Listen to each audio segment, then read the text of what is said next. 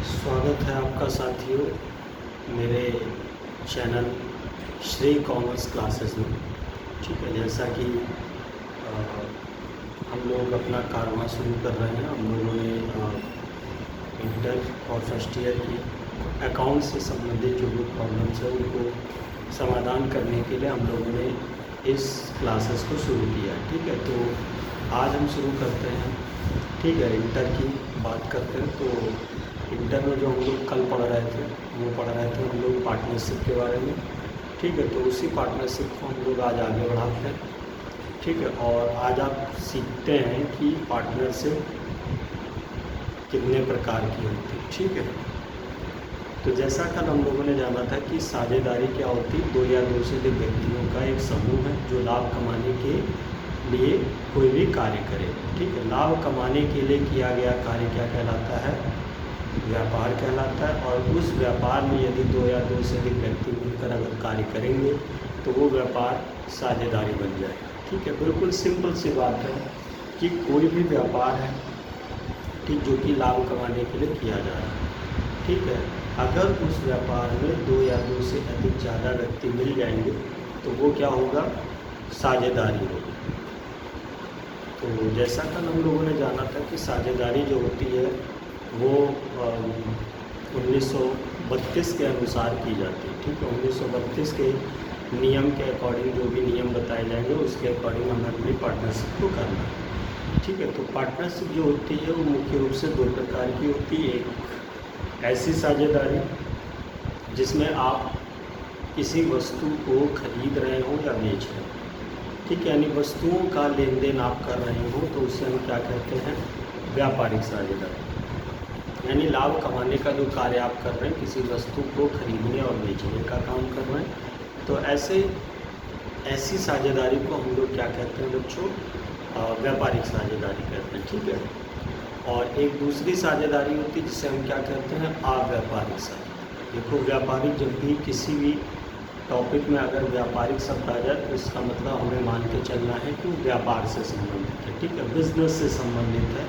ठीक है, बिजनेस से संबंधित अगर कोई भी काम किया जाएगा तो व्यापारिक कहलाएगा, और अगर वो बिजनेस से संबंधित नहीं है तो वो अव्यापारिक की श्रेणी में आएगा। ठीक है, यानी ऐसी साझेदारी जिसमें हम किसी वस्तुओं का क्रय विक्रय ना करते हुए बल्कि अपनी सेवाओं का क्रय विक्रय कर रहे हैं। ठीक है, उन्हें हम क्या कहते हैं? अव्यापारिक साझेदारी कहते हैं। ठीक है, तो ये था हमारा क्या? साझेदारी के प्रकार। तो साझेदारी दो प्रकार की होती है, व्यापारिक और दूसरी अव्यापारिक। ठीक है, इसके बाद अब हम लोग आगे बढ़ेंगे। अब हम लोग जानेंगे कि साझेदारी की विशेषताएं क्या होती हैं, कि आखिर हम कैसे पहचानेंगे कि ये साझेदारी है। ठीक, तो साझेदारी को पहचानने के बहुत आसान से तरीके हैं, जिसमें पहला तरीका हमारा क्या होता है? संख्या को चेक करना। ठीक है, जब भी आप लोग कोई भी साझेदारी करने जा रहे हैं या आप किसी भी चीज़ को अगर पहचानना चाह रहे हैं कि ये साझेदारी है अथवा नहीं, तो उसमें कुछ बातों को आपको ध्यान में रखना पड़ेगा। पहली बात क्या कहलाती है बच्चों? संख्या। ठीक है, संख्या सबसे ज़्यादा महत्वपूर्ण है। तो साझेदारी की अगर आप बात कर रहे हैं तो साझेदारी में न्यूनतम संख्या जो होगी वो 2 होगी। ठीक है, न्यूनतम संख्या 2 है। 2 से कम व्यक्ति नहीं हो सकते कभी भी साझेदारी में। ठीक है, साझेदारी को करने के लिए न्यूनतम से न्यूनतम हमें 2 संख्या चाहिए ही चाहिए। ठीक है, इसके बाद मैक्सिमम संख्या की अगर हम बात करें तो मैक्सिमम संख्या हमारी ज़्यादा से ज़्यादा कितनी होती? 50 होती है। ठीक है, 50 से ज़्यादा संख्या हम लोग नहीं रखते। ठीक है, तो होप सो आपको पहली बात समझ में आ गई होगी कि साझेदारी के लक्षण में पहली बात क्या होती है? संख्या सबसे ज़्यादा महत्वपूर्ण है। ठीक, दूसरी बात की अगर हम बात करें तो देखिए बच्चों, संख्या तो निर्धारित होगी। ठीक, मान लिया कि 10 व्यक्ति मिलकर हमारे बिजनेस को आगे बढ़ाने का काम कर रहे हैं। ठीक, तो वो 10 के 10 व्यक्ति आखिर बिजनेस में करेंगे क्या? सबसे एक महत्वपूर्ण प्रश्न है। वो सारे के सारे व्यक्ति मिलकर क्या करेंगे? व्यापार। ठीक है, तो 2 या 2 से अधिक व्यक्ति जो हमने संख्या भी बनाई थी, जितने भी व्यक्ति हमारे बिजनेस में होंगे वो सारे के सारे व्यक्ति मिलकर क्या करेंगे? बिजनेस करेंगे। ठीक, बिजनेस करते हैं। ठीक है ना बच्चों? लेकिन बिज़नेस से पहले एक अहम चीज़ होती है जिसे हम लोग क्या कहते हैं, करार करना कहते हैं। डायरेक्टली हम बिज़नेस नहीं करने लगते, बल्कि हम लोग क्या करते हैं, बिज़नेस में एक समझौता करते हैं, एक एग्रीमेंट करते हैं। ठीक है, तो दूसरा सबसे बड़ी विशेषता इसकी क्या है, समझौते का होना। यानी कि साझेदारी में दूसरी जो सबसे अहम विशेषता होती है वो क्या होती है, समझौता।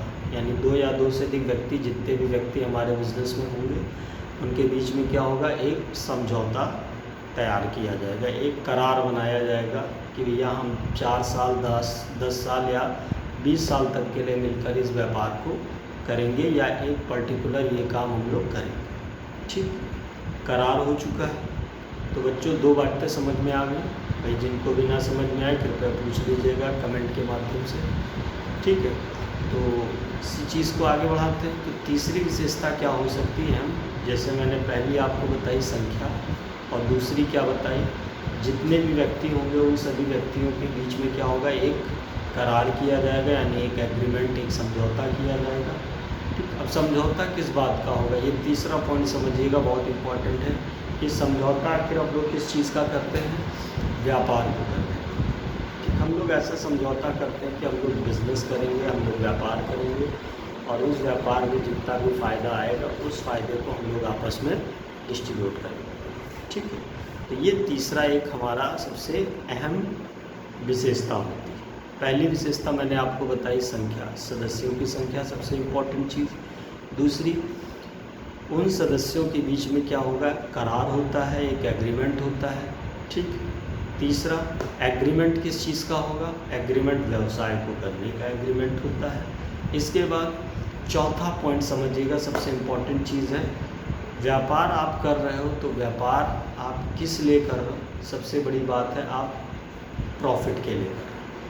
ठीक है, तो आप बिज़नेस करोगे, बिज़नेस में लाभ कमाओगे, तो केवल और केवल आप बिज़नेस नहीं करने के लिए कोई भी काम करते हो, बल्कि आप प्रॉफिट के लिए कोई भी कार्य आप करते हो।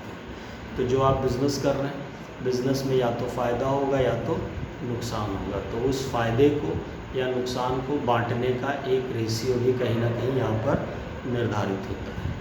ठीक, तो पहली चीज़ मैंने आपको बताई संख्या, दूसरी चीज़ मैंने बताई करार के बारे में कि समझौता होता है, एग्रीमेंट होता है। तीसरा चीज़ कि बिज़नेस का होना, वहाँ पर एक बिज़नेस होगा, सारे पार्टनर्स के बीच में क्या होगा, एक बिज़नेस होगा। देन उसके बाद फोर्थ पॉइंट हम लोग का क्या है कि बिज़नेस में अर्न किया गया जो भी प्रॉफिट है या जो भी लॉस है, उसको हमारे पुराने पार्टनर्स उसे आपस में डिस्ट्रीब्यूट करेंगे। जितने भी पार्टनर्स होंगे उससे हम लोग क्या करेंगे, डिस्ट्रीब्यूट करेंगे। ठीक, इसके बाद लास्ट टॉपिक और होता है कि कैसे आप इस चीज़ को पहचानोगे। तो सबसे इम्पॉर्टेंट चीज़ यहाँ पर ये होती है कि जितने भी व्यक्ति आपके बिज़नेस में काम कर रहे हैं, वो सारे के सारे व्यक्ति मिलकर व्यापार को चलाएं। ठीक, या तो सारे व्यक्ति मिलकर चला लें, या तो उन सभी व्यक्तियों में से कोई एक व्यक्ति मिलकर इस व्यापार को चलाएगा। ठीक, तो ये हमारा क्या होता है, व्यवसाय की विशेषताएं।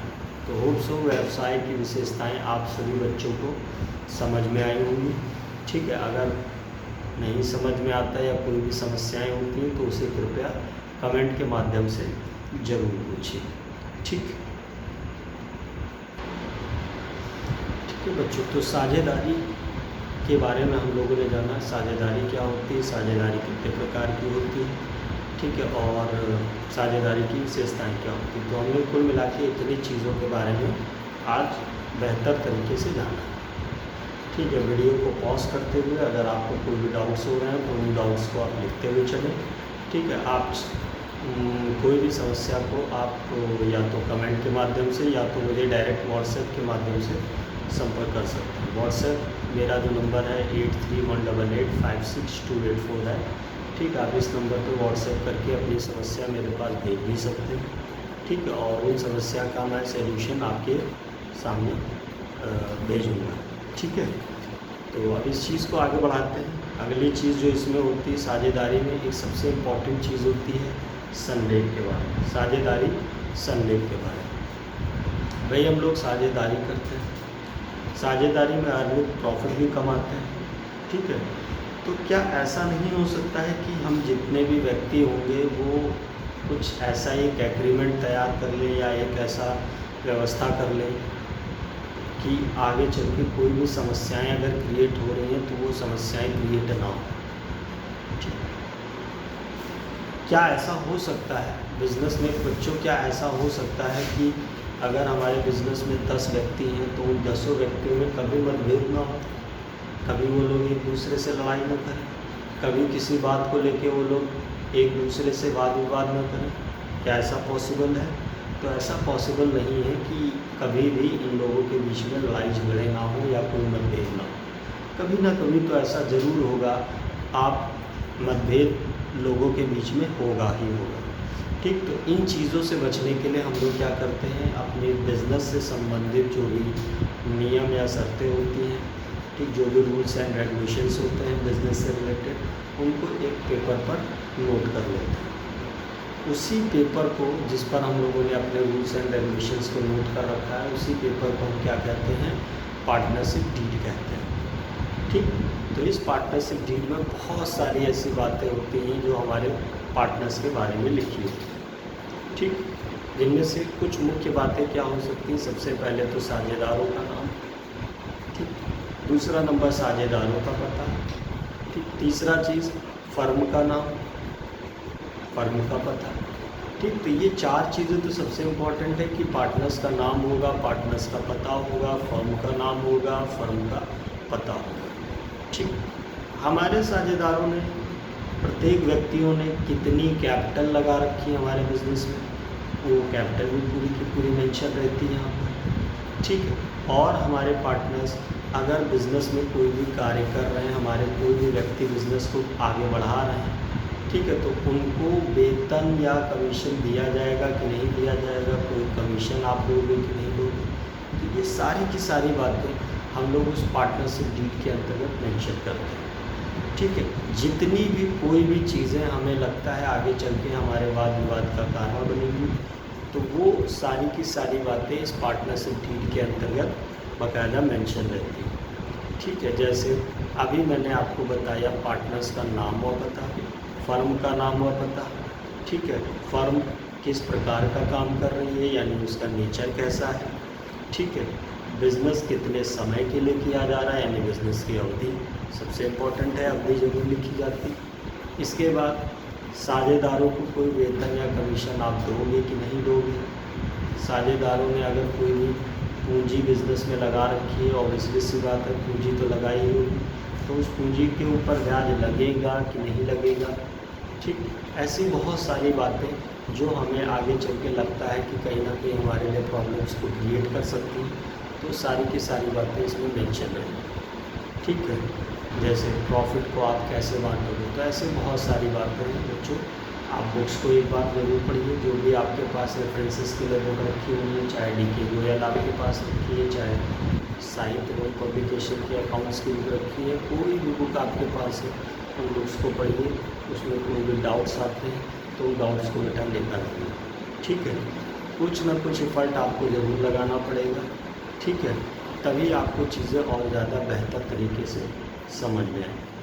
ठीक है, तो अभी हमने जाना पार्टनरशिप डीड क्या होती है और पार्टनरशिप डीड में कुछ वर्णित बातें क्या क्या हो सकती हैं। ठीक है, और अब इसके बाद जो हम लोग आगे पढ़ने वाले हैं, साझेदारी संलेख की अनुपस्थिति में लागू होने वाले क्या नियम। ठीक, तो इन नियमों के बारे में हम लोग विस्तार से चर्चा करेंगे अगले वीडियो में। आज के लिए हम लोग इतना ही रखते हैं। ठीक है, आपको अगर कोई भी प्रॉब्लम्स होती हैं, हम लोगों ने अभी तक जितना कुछ पढ़ा साझेदारी से संबंधित, अगर कोई भी समस्या आपको होती है तो उसे कमेंट के माध्यम से आप इसे ज़रूर भेजें। ठीक है, और इस वीडियो को जो भी आपका नीडी व्यक्ति हो, जो आप जिसे जानते हो कि इससे ज़्यादा ज़रूरत है, तो उसके पास ज़रूर भेजें। ठीक है, क्योंकि आपका अगर भला हो गया है तो कृपया दूसरों का भी भला करें। ठीक है, तब तक के लिए स्वस्थ रहें और मस्त रहें। मिलते हैं अगले वीडियो में। धन्यवाद।